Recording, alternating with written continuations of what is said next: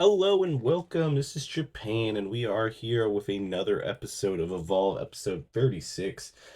Can't believe that, honestly, can't believe it. I mean, like if you think about like Raw, SmackDown, even NXT, like they've had thousands of episodes, but like seeing it from the start and seeing every episode that kind of develop in its own fate. I don't want to use the word evolve, but like it's been interesting to see what they did. Now, this episode, at least will say they did the one thing that I always kind of hate is the four matches, and it definitely just is not enough time for the hour. If they're gonna do that, they're gonna need to like cut a lot of the segments, and they had quite a few segments on top of all of that. So let's just jump into it. So right off the bat, we have Harley Riggs and Jax Presley versus Adrenaline Drip.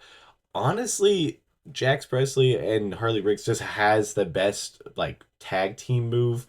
That toss and like mid-air spear is just so nice. It is limited that they probably can't do that to too big of opponents, but that doesn't really that matter when you think about it. If they can just have some type of thing that's even close to that, I think it will work out perfectly. But these four men obviously just went crazy. It really should have been the main event, and they really should have gave them an extra 5 minutes. Like this match was only 5 minutes long, but it was a solid 5 minutes. Like every second they made it count and made sure that you remembered this match. And it's the match that I definitely can like vividly remember everything that happened in it because it was just so good. Like it was really up there as one of the better, if not best matches on Evolve. Like I said, I really think it's the time limit that really screwed it. I think if you would have gave it 5 more minutes to just really just hone in everything that it was doing, I think it would be just probably the best match. But it's up there in the A. They've had three solid matches. I think this should be the best of seven. I mean, we saw it with Andrade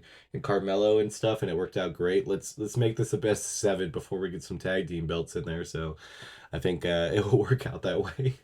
Then we kind of had an impromptu match. It was uh, it's P Nasty from LFG and Jamison. Both of them had been in the last season. Kind of just was a feed match. We saw that PJ is going to be going after Kendall Gray, so like I think they really just want to try to build her up, kind of similar like what they did with Gintala. That's the only reason I'm like, it's a good idea, but like if you're just building up a heel to do the same thing that Gintala did, I don't know if she's gonna last as long. The same. It's gonna have the same effect and same result because that's the only problem. We've seen that now with LFG. The winners kind of flounder and like get some opportunities. I feel like Jasper Troy in season one's got the best opportunities. Tyra May still has had some matches. I mean, she just recently had a bigger match compared to a lot of the other matches that she's been in. And then obviously the second place people, they both went to Evolve. They kind of had some decent storylines and some decent things, and then just immediately fell off. I thought Jamar Hampton was more safe than Gentala, but both of them got released, and I guess we'll see if that's going to be similar here. I mean, P Nasty obviously is trying to get something over with being able to like be that mega heel, but I don't know if it's going to work. But I guess we'll see. This match, I've talked more about the outside stuff than the match itself. It was only 2 minutes. Honestly, it was serviceable for what it was, but Hayes Jamerson has still had probably the worst match record there. I'm gonna put it in C. I think it worked at least for the story. That's the only reason why I put it over the B. I mean, 2 minutes is just not enough for any type of match, even on these type of shows. There should have been at least a little bit more. Because she even had some offense. So like, it really, if you think about it, P Nasty only probably was out there about a minute doing her thing, and I don't know. Then we had a backstage segment with Sean Legacy, Marshall Mathers, and Mike Cunningham, the new recruit. Man, was this just a cowboy factory? Because it feels like a lot of people are going to be cowboys here. Because like Brooks Jensen's like technically like I guess a Southerner cowboy, and then we got Mike Cunningham, and then we have the legend Tate Wilder. Like I don't know. This feels a little bit too much, but I feel like Mike Cunningham has a lot more going for him between him kind of just relatively being like just seems like a genuine like guy that's going out there to try to wrestle. And when we saw him wrestle, I think he does have a lot of skills. Way too similar to Cody Rhodes, yeah, which makes sense because he was trained in the Nightmare Factory. But he's gonna really have to develop like what Cody has taught him and what the group has taught him into changing stuff. But this segment was pretty decent. The part with Mike Cunningham was pretty just meh. It was just whatever. But Sean Legacy and Marshall Mathers really set up some stuff. They do it really well, and him like Marshall really being like, Sean, you're leading us and all this stuff, and he thinks that Sean dropped the ball and he turns on him. It could be a really interesting, fun storyline if they do it correctly. Because honestly, this match between those two would be a really good match because of their skill sets and stuff. But I feel like Sean Legacy hasn't really been able to have any time on screen other than these segments. So I don't know. I don't know what they're doing. So I'll put it up in B. I thought it was definitely interesting. Then we had a recurring segment. It was almost all the way through the entire show. This was kind of crazy that I think we got 3 or 4 different things of this. I know it ended with this too, but it's Stevie Turner and Jackson Drake. Basically, Jackson Drake just talking down to Stevie Turner and not wanting to face Kiana Carver. On this segment in particular, Kiana Carver comes up and hits the wall and breaks it with his cast, and then later, basically Stevie Turner's like, you can either fight him or give up your title, and then it looks like at the very end, Jackson Drake might be giving up his title, but he decides not to.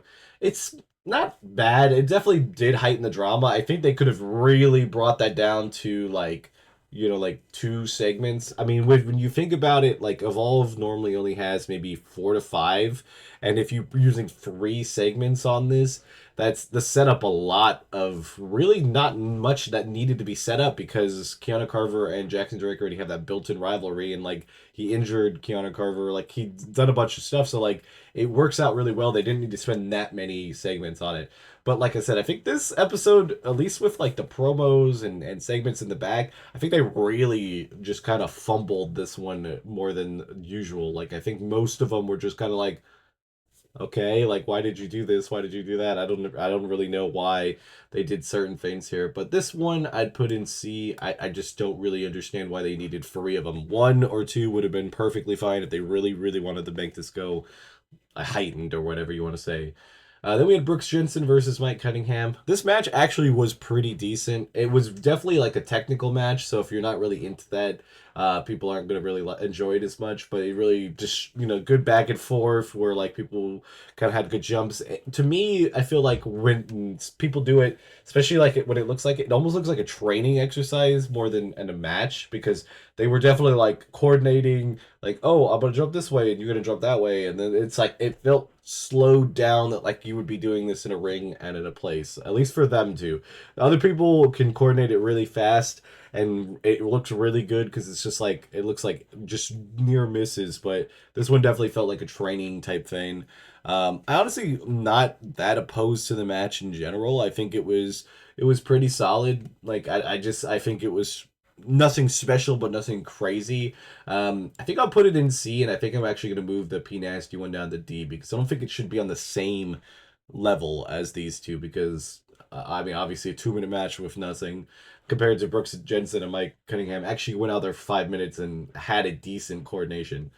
Then we had another Aaron Roque promo. I feel like they just like made this man talk for like 2 hours, and they're like, I don't know, we could cut it up and put it all over the place in a couple different episodes. Like he either is getting a mega push like for the title after whatever happens with Jackson Drake and Kiana Carver, or they just fill in time, I guess. I don't know. I'm putting this one down in D. It's steadily going worse and worse. It's not even like bad. It's just I don't understand why we're getting this week in and week out. It feels very like heavily pushed type thing. Then we had a nice little just kind of like a hype package for Callie Armstrong coming back to the show next week. I thought that's cool. I really do think either they should have moved her to NXT or have her, I guess, do some other things for a little bit. I do think the best thing would be to come back, challenge whoever, maybe like Chantel Monroe or somebody big, and kind of put her over, and then have not Kiana Carver, have Callie Armstrong go up to NXT. I think that would be the ideal thing. I mean, you could build her up if there's a couple other people like like H. Jamerson or other people that are like there to take L's. and have Callie Armstrong run through them, kind of build up her strength again of being like a badass. And right when you think she's gonna go for like the number one contendership, have like Chantel Monroe or somebody that's up there take her out just before she can regain that title, and then she goes up to the main roster, or yeah, I guess NXT. So I like this. I'll put up an A. It's a nice little thing. Then we finished the show with Chantel Monroe versus Wendy Chu. Honestly, this match, with having the 9 minute timeline, had a pretty good pacing. I really did enjoy a lot of their back and forth. Chantel Monroe, I think, still obviously is, learning. I mean, she's a rookie for a reason and on Evolve for a reason, so she still has a little bit of stuff to work on. Wendy Chu definitely feels like the veteran, but she definitely felt very good, like to just get into it and like kind of just have that pacing set between the two. And honestly, I think it was a solid B match. Overall, I probably put the show at a B. I thought it was a really, really good, decent show. I really can't say anything too bad about it. Like I said, I feel like their segments were kind of like, unfortunately, not as good as they normally are, but I still think overall the show is pretty good. But yeah, you guys enjoy this content. We do Evolve every Thursday, and we're trying to do other shows. So I've been doing Raw and other stuff, but it's been a little lax lately. But I want to try to get back onto that starting at this end of this year, going into the new year. So if you guys enjoy that, don't forget to like, comment, subscribe, and I'll see you guys in the next one. Bye, guys.